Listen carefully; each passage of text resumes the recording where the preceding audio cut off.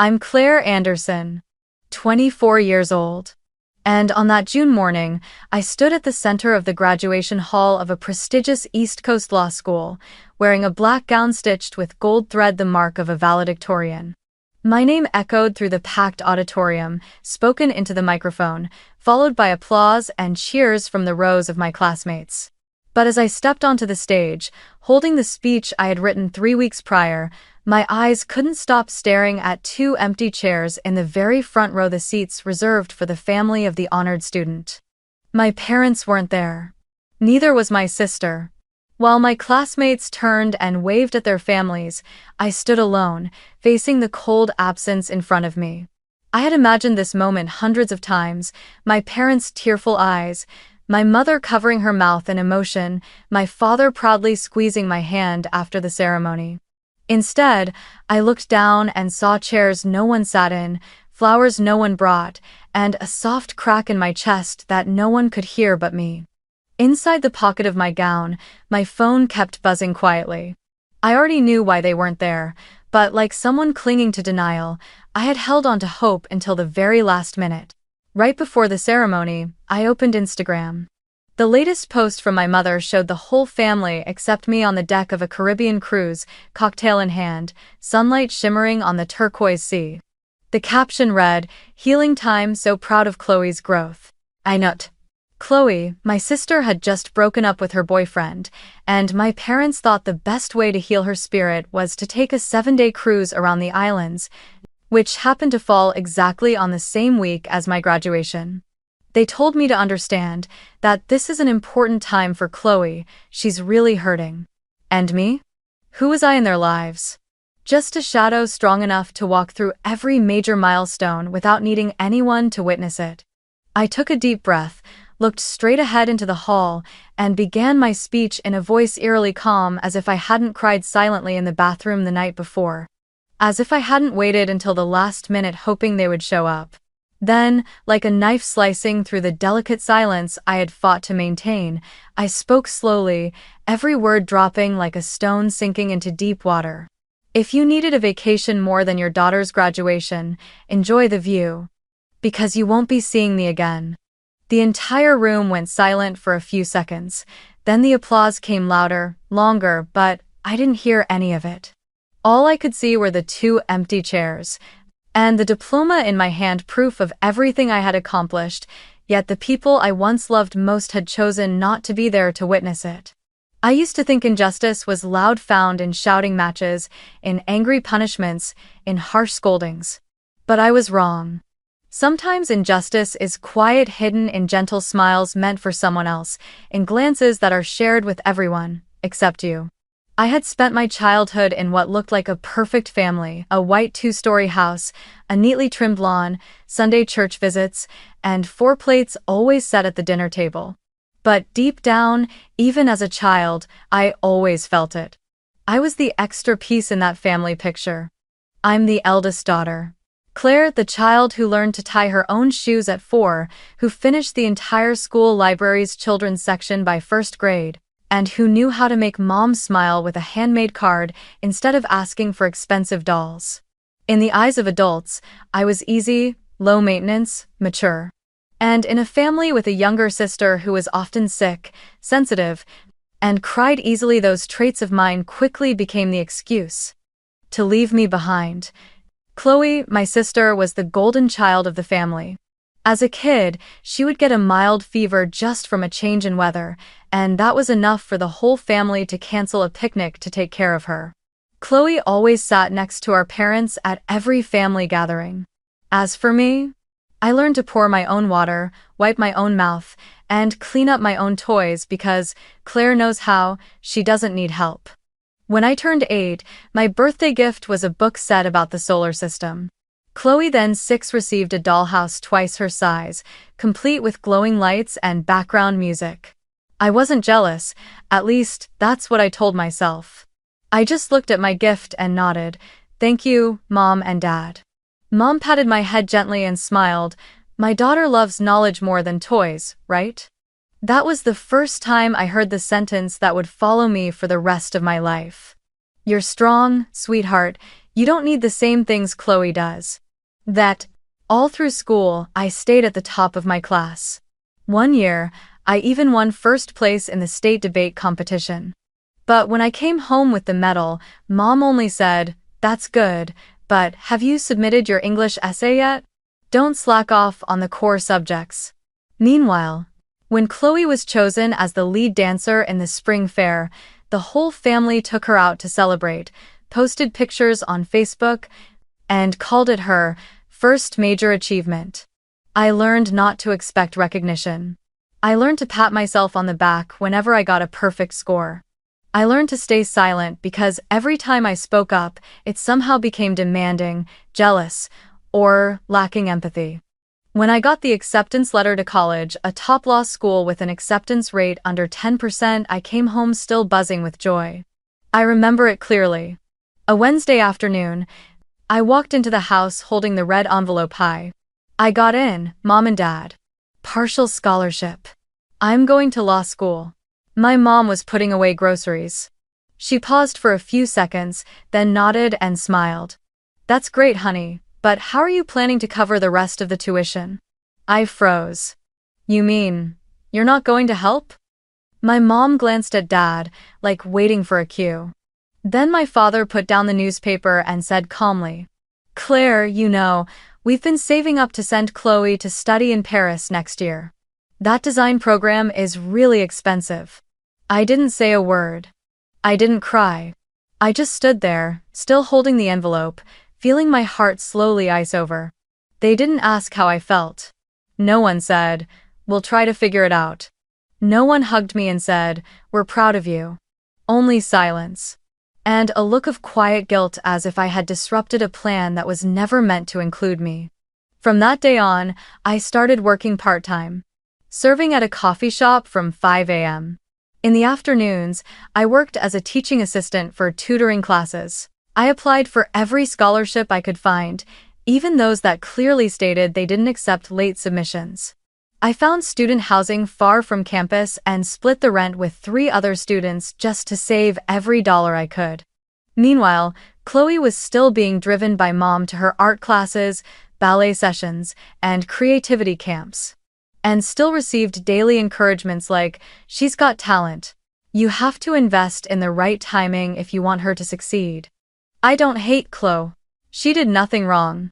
But I used to resent the way things worked in our family, how vulnerability was nurtured, while strength was simply treated as something that didn't need tending. I used to believe that if I achieved enough, they would finally look back. Be proud. Say, "Claire, you deserve love too." But the quiet years passed, and they gave me a different answer.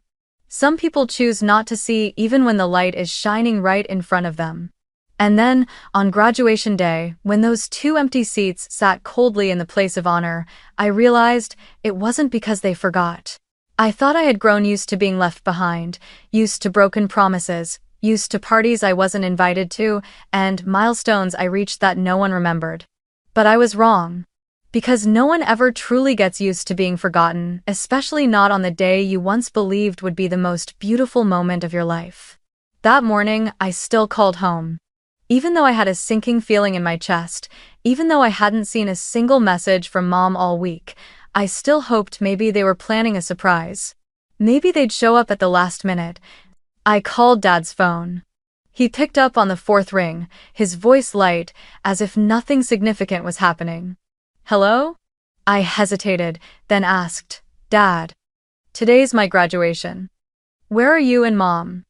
There was a short pause, like he was choosing his words. Then he said, so casually, "Claire, we're really sorry, but Chloe's been so exhausted these past few days, crying nonstop since the breakup. So we decided to take her on a little trip to help her feel better." I said nothing. My heart skipped a beat. "A trip? Where?" My father replied, still in that calm voice, "Caribbean. Just a gentle 7-day cruise. We thought she deserved it right now." They had always been a group of 3, tightly knit, and I was just the extra piece standing outside. I pressed my lips together, trying to keep my voice steady. "And what about me?" On the other end of the line, another pause. Then Dad said something I don't think I'll ever forget. "Claire, you understand, right? You're okay, you've always been the strong one." That word again. Strong. I hung up the phone, my hand gripping it as if it could somehow hold me together, stop the emptiness from howling inside. But I didn't cry. Not then. I simply stood up, straightened my graduation gown, stepped out of the waiting room, and walked toward the auditorium, where hundreds of students were glowing with joy, families by their sides. The ceremony began with traditional music and fanfare. My name was called among the students being honored. I walked down the aisle, each step feeling like it pressed against an old bruise in my chest. I took my seat, the one reserved for distinguished graduates, and pulled out my phone. Some part of me still clung to the hope that they might have sent at least a message. A word of encouragement. A simple wish. But no. There was nothing. Just a new post from my mother, uploaded less than 2 hours ago. I opened it. A photo of the three of them: Dad, Mom, Chloe sitting in a fancy restaurant on the ship's deck. Sunset stretching across the sea behind them, a wine glass in Mom's hand, Chloe beaming in a pastel pink silk dress I remembered from a summer fashion ad. The caption read, "Finally free, so proud of you, baby, healing time. Proud of you." It wasn't meant for me, not on my graduation day.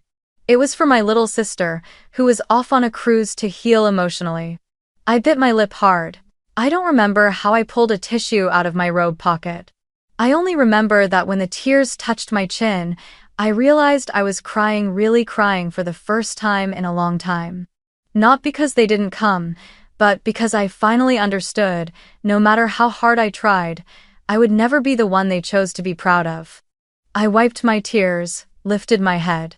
I couldn't let my friends see me like that. I couldn't let this pain become public. The ceremony went on. The person next to me was receiving their diploma. And when the host called out, "Claire Anderson, valedictorian of the law department, please come forward to deliver your speech," I stood, adjusted my gown. I don't remember everything I said that day. Maybe I thanked the professors. Maybe I spoke about resilience and persistence. But I remember one part clearly: the moment I looked straight at the two empty seats and spoke in a voice as calm as the ocean beyond the horizon. "If you needed a vacation more than your daughter's graduation, enjoy the view. Because you won't be seeing me again." The entire auditorium froze. Then came the applause. But I didn't rush off the stage. I walked toward the two empty chairs, the ones labeled Mr. and Mrs. Anderson, and gently placed my diploma on them. A diploma I had earned through sleepless nights, part-time jobs, and silent tears they never witnessed. I turned my back and walked out of the auditorium. No farewell, no glance back. There was nothing left to wait for, no one left to hope for. Because in that moment, for the first time in my life, I knew one thing for certain: I didn't need them to be present in order to be worthy. And I would never again let myself return to the role of someone endlessly waiting to be loved. I left the city on an unannounced Sunday morning. No goodbyes, no dramatic farewell post, no perfectly packed suitcase like some ad for a new chapter. Just an old car with barely enough gas, a few cardboard boxes filled with law books, a laptop with a broken hinge, and a tote bag carrying a plan I once scribbled in blurred ink and tears. I drove down the highway, leaving behind familiar streets, the frozen steps I once climbed after late-night shifts, and that house with the two chairs that were never meant for me. My destination was Seattle, a city I'd never been to, but I knew that there, no one knew my name. And maybe that was exactly what I needed. My first apartment in Seattle was a tiny studio on the third floor of an old building. The window faced west, and every afternoon the sunlight spilled across the peeling walls. Some nights, I slept to the sound of a dripping showerhead and EDM thumping from the apartment below. But it was my space. No one walked in without knocking. No one gave orders, no one compared me, no one told me to yield. I took a job at a small law office that specialized in labor rights, not high-paying, not prestigious, but enough to survive and to learn. I worked 6 days a week, from morning until night. In the beginning, I had no friends, no family to call, and no time to feel sad. There was only work, a demanding supervising attorney, and cases from workers forced into unpaid overtime, students tricked by exploitative contracts, immigrant women duped into signing power of attorney forms they didn't understand. I began to realize there were thousands of people out there just like me, people who had been underestimated, abandoned right when they needed help the most. And I realized something else. If I had no one to ask when I needed answers, then maybe I was meant to be the first one to start speaking. Late one night, under the dim yellow light of my desk lamp, I typed the first words of a draft. Clear rights. Know the law to protect yourself. No logo, no budget. Just a small YouTube channel, a free blog, and a few videos recorded on an old phone explaining how to read rental agreements, how to file insurance claims, how to break away from misleading contract clauses. At first, it got just a few views. But one day, a video titled 5 Things Every Street Student Should Know Before Signing an Internship Contract was shared on a college forum.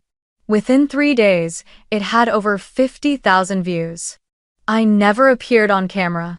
No one knew my face, only my voice.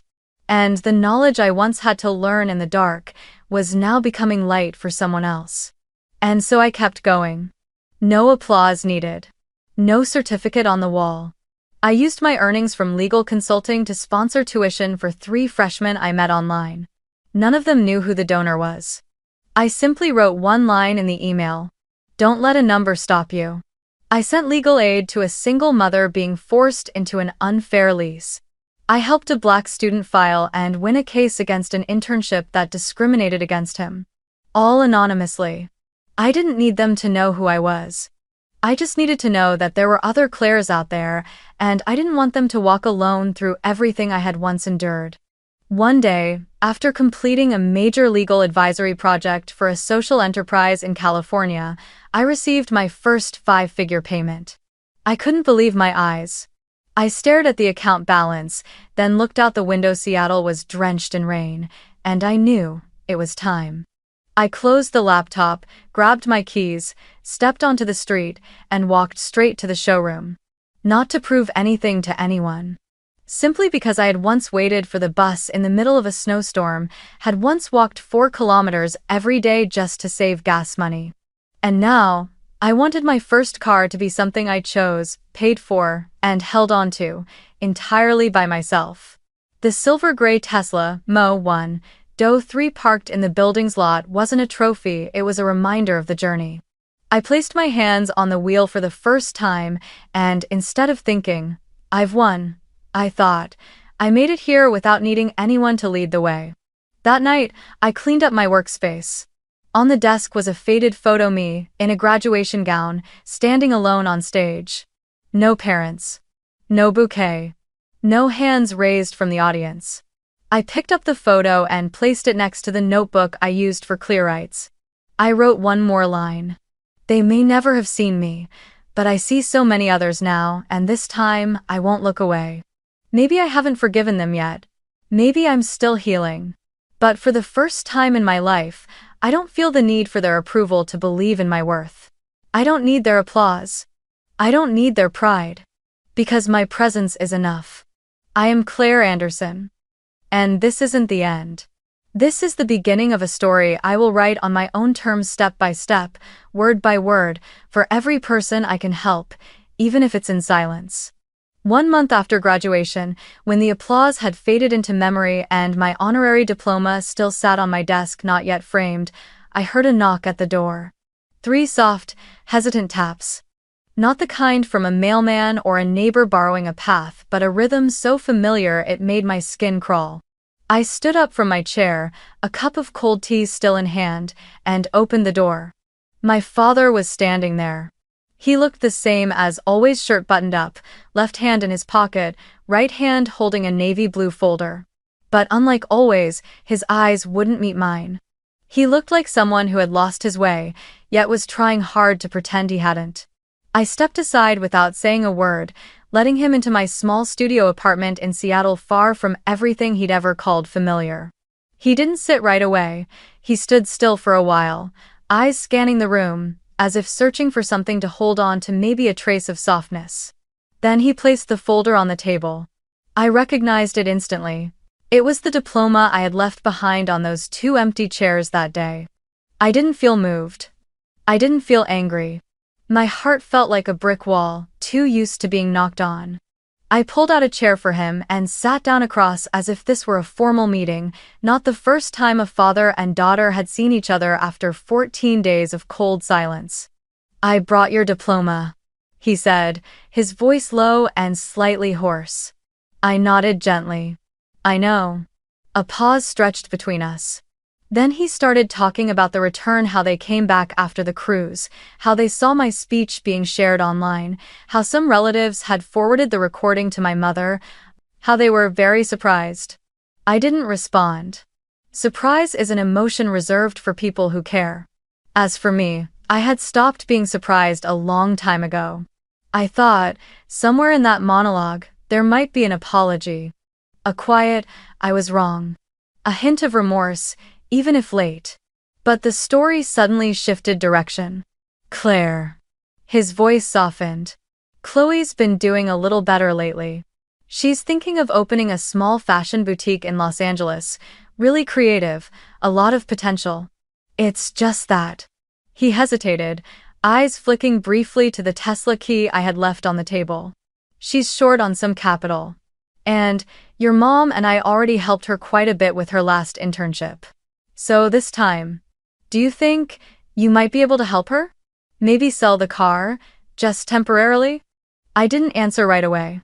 I just sat there, looking straight at the man across from me. The man who once taught me to ride a bike. Who used to carry me to bed after church. Who chose not to attend my graduation to take a cruise with another daughter. Who now sat in front of me, not to apologize, but to continue the same story he had been telling all his life.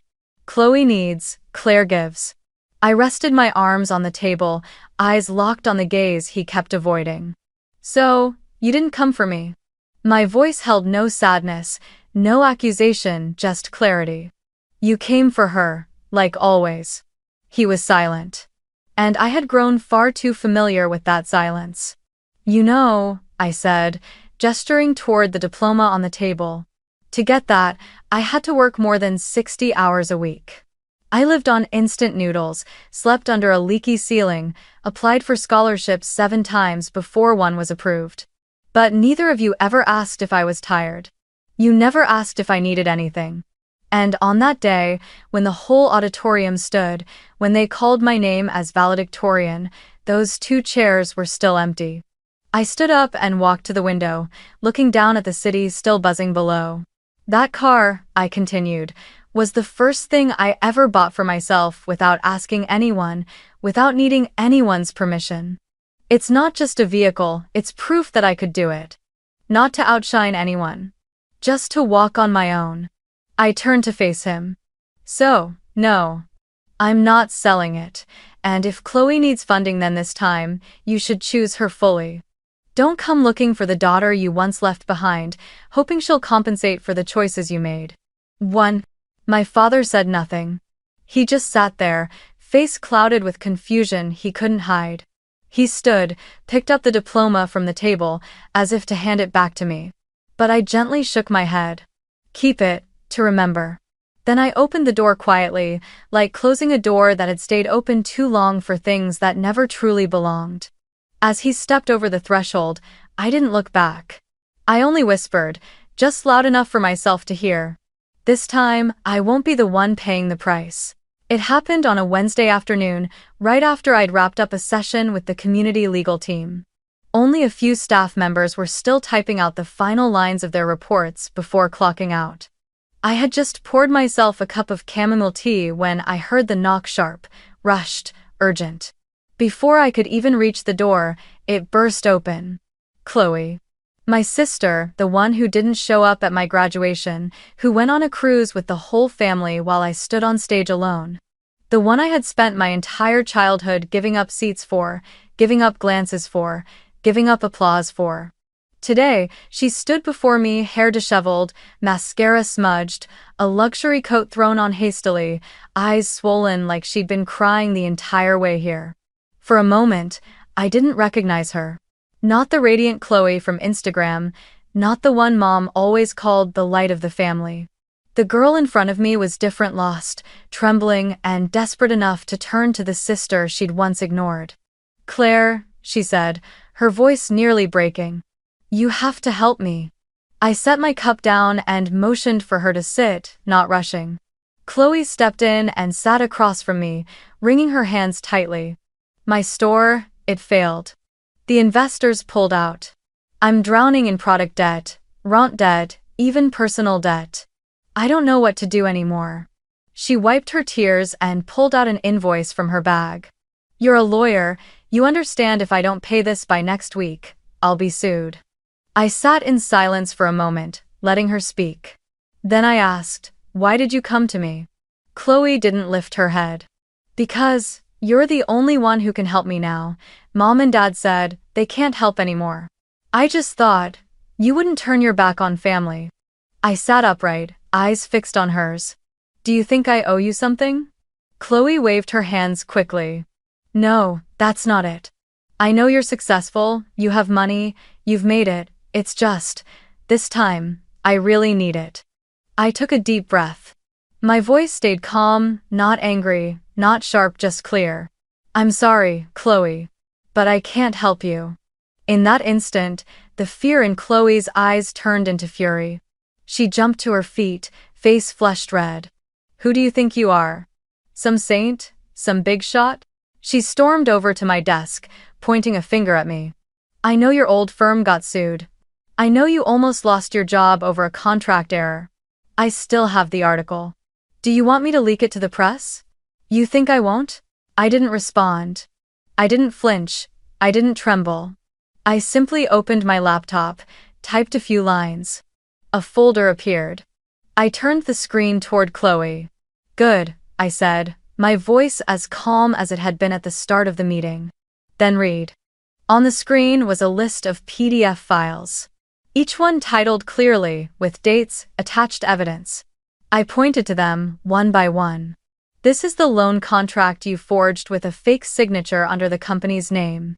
This is the credit card bill you used under Mom's name, the account I've been paying off for the past year. This is the audio recording where you told your ex-boyfriend that borrowing money and never paying it back is normal. And this is the internal security footage showing you taking design samples from another studio and registering them under your own name." Chloe stepped back, eyes wide, mouth open but unable to speak. I looked at her not with satisfaction, not with anger, just the gaze of someone exhausted from pretending not to see. "I'm not perfect, Chloe. I've made mistakes. But I corrected them. I got up on my own. You've always had someone there to clean up after you. Until there was no one left. And this time I won't be the one continuing that mistake." The room fell silent. Chloe turned away, wiped her tears, then looked back at me, and for the first time, I saw something break in her eyes. Not because of the money, but because of the truth that her sister, the quiet shadow in the family, was now the one who could uncover everything she had tried to bury. She said nothing more. Quietly, she walked out, leaving behind a lingering stillness in the office. I closed the laptop, wondering. If I were someone else, someone softer, someone still yearning for acceptance, would I have reached out again? But I knew that if I did, I would be betraying the journey that had brought me here. I don't hate Chloe. But I can no longer carry the role that someone else always forced me into, the one who always forgives, always rescues, always sacrifices for a family that never truly chose her. This time, I chose differently. I chose to hold my boundary. I chose to protect my worth. Even if that meant watching my sister fall and no longer reaching out to catch her. After that encounter, I sat alone in the office, staring at the carefully organized files inside a folder labeled with a single name. No longer silent. It was everything I had quietly gathered over the past 2 years, not to harm my sister, but because I knew one day, the truth would need to be laid bare. Not for revenge. Just so things could finally be put in their rightful place. I hesitated. For a long time. Because Chloe was still my sister. The girl who used to sleep beside me in our pink childhood room, who once slipped a torn teddy bear into my hand when I cried after being bullied. But I also couldn't forget her eyes that day when she held a threat like a blade, just to force me to bow down once again. And I understood. If I stayed silent, I wouldn't just be betraying myself, I would be complicit in the very things I should have spoken out against long ago. That night, I opened my laptop, sent an email of just a few lines to my parents, attaching the folder with a short note. I don't need an apology. I'm not asking for a conversation, but I think it's time you saw everything you once chose not to see. I didn't wait for a reply. I had no expectations. I shut down my laptop, made myself a cup of tea, and sat by the window, looking out at a city still bathed in nightlight. Inside, I didn't feel lighter, but I no longer carried the same weight. Just a quiet stillness, like placing a stone into a river that's been rushing for far too long. A week passed. No messages, no calls, no explanations. I carried on with my work, attending legal advisory sessions, writing new articles for Clearrights, just like always. Then, on a Friday afternoon, a colleague of mine, someone I'd once worked with in the investment law field, sent me a link. "Claire, this is your sister, right?" I clicked it open. A short article, published in a financial magazine, reporting that a fashion project in Los Angeles had suddenly lost investor funding due to internal concerns regarding transparency in management. The final line made me stop. The original investors, the Anderson family, have confirmed they are withdrawing financial support and will no longer fund any personal ventures under their youngest daughter's name. I didn't have to ask. Didn't need to confirm. I knew my parents had received the email. They had read every word. They had checked everything I sent. And for the first time, they couldn't deny it. I didn't feel triumphant. I didn't feel victorious. I didn't feel the thrill people often associate with revenge. I just felt something quietly fall into place inside me, like a book closing after the final chapter, with nothing left to add. That night, I opened the old notebook I'd been using to jot down ideas for Clearrights. On the first page, I added a single line. I didn't seek revenge. I just chose not to stay silent. That was my answer. To my parents, to Chloe, and to myself, the girl who once stood frozen in the middle of the graduation hall, staring at two empty seats, wondering why she wasn't worth witnessing. I don't know what my parents thought when they decided to walk away. I don't know what passed between them and Chloe, but I know this time, they didn't turn to me to intervene. They didn't expect me to step in and save the day like before. They stayed silent, maybe because they understood, or, at the very least, acknowledged the truth they had once chosen to ignore. I closed the notebook, set it beside my laptop, and for the first time in years, I didn't feel like I owed anyone anything. I no longer carried the role of the daughter who's strong, so she doesn't need anything. I didn't need to win because I had never been competing. I only wanted the right to exist, without constantly having to prove myself. And now, I was doing that day by day, step by step, in every quiet act, not out of bitterness, but out of respect for the path I had chosen to walk. One crisp autumn morning, I received an email with a simple subject line: Invitation from the National Young Lawyers Conference. I was about to dismiss it like I had with so many invitations before until I read the final sentence. We believe your story deserves to be heard not because it's perfect, but because it's real. I sat still in front of the screen for a long moment. Not out of surprise, but because for the first time the invitation didn't require a resume, didn't come with conditions, didn't ask me to prove anything more. It simply asked me to show up. The conference that day was held in a small but warm auditorium in downtown Seattle, a gathering of young lawyers from across the country, sharing stories, knowledge, and the trials that once kept them awake through the night. I had been invited as a special guest, the founder of Clearrights, a project once dismissed as too small to matter, now quietly becoming the largest open platform network for free legal aid dedicated to students and young workers. This year's theme: Justice doesn't need applause. I sat in the front row, holding a speech scribbled hastily on recycled paper the way I always did. Nothing flashy, no theatrics, just honest thoughts from the life I had lived. When the host called my name, I walked up to the stage with steady steps, no longer trembling, no longer afraid of being overlooked, no longer feeling like I was stepping into a place I didn't belong. I was Claire Anderson. I belonged here. No proof required. No permission needed. I began my speech with a question. How many times in your life have you witnessed injustice but chose to stay silent because you believed if you were strong enough, you'd get through it alone? The room fell still. No one answered aloud, but I knew everyone was remembering something. I spoke about my journey. From a child who was never chosen, to a student who paid her own tuition, to a young lawyer once threatened with her own past. I talked about clear rights. About the anonymous messages saying, "Thank you, it's the first time I've understood my rights." I talked about how I once thought I needed recognition until I realized what I truly needed was not to be erased. Not once did I mention my family's name.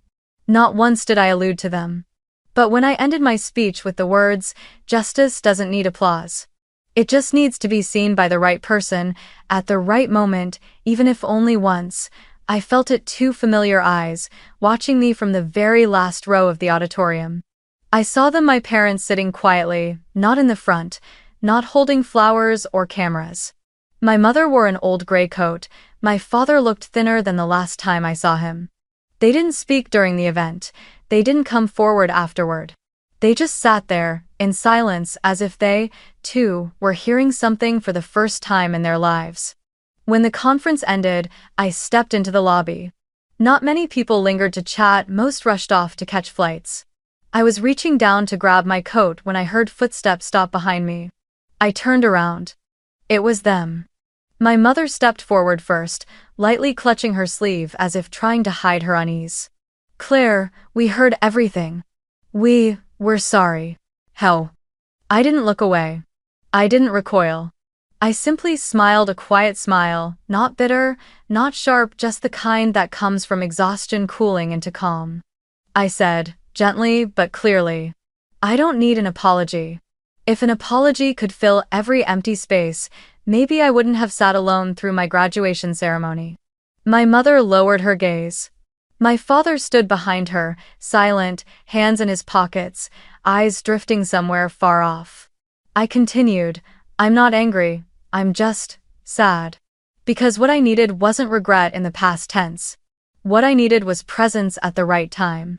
I looked at them one last time, not to search for softness or remorse, but simply to confirm within myself that I had said everything I needed to say. And then, I turned and walked away. No tears, no drama. Just a quiet step out of the role I had forced myself to play for far too long. For the first time, I was the one walking away, and they didn't follow. They didn't call after me. They didn't reach for me with another excuse. They stood there, in silence, in a lobby slowly emptying, like strangers who had once known each other deeply, but now no longer remembered how to step into each other's world. And I kept walking toward a life I had built with my own hands and the scars to prove it. A life where I no longer needed applause, but no one had the right to turn their back on me anymore. I write this not to tell a sad story, but to say this to you, the one reading all the way to this final line: you are not alone. If you've ever been left behind by your family at your most important milestones, if you've ever heard the words, "It's not that we don't love you, it's just that your sibling needs more." If you've ever had to keep walking, swallowing your tears, quietly closing the door after a cold dinner, then you are not alone. Comment. I chose myself and I don't regret it. If you've ever stood at that crossroads and chosen you, instead of chasing people who never truly looked back. I'm not writing these words from a grand estate. I still live in a small apartment, still work every day like millions of others. But I'm writing this from a place I never thought I'd reach. Peace. And I want you to know you can get there too. You don't need to be chosen, you don't need the applause. You don't need anyone to stand for you. Because light, true light, doesn't need permission to shine. And I Claire Anderson, the girl who once stood alone before two empty chairs, understood that the day I stopped waiting for someone to step forward and stepped out of the shadow of silence I had lived in for far too many years. Because in the end, I don't need them to see me to shine.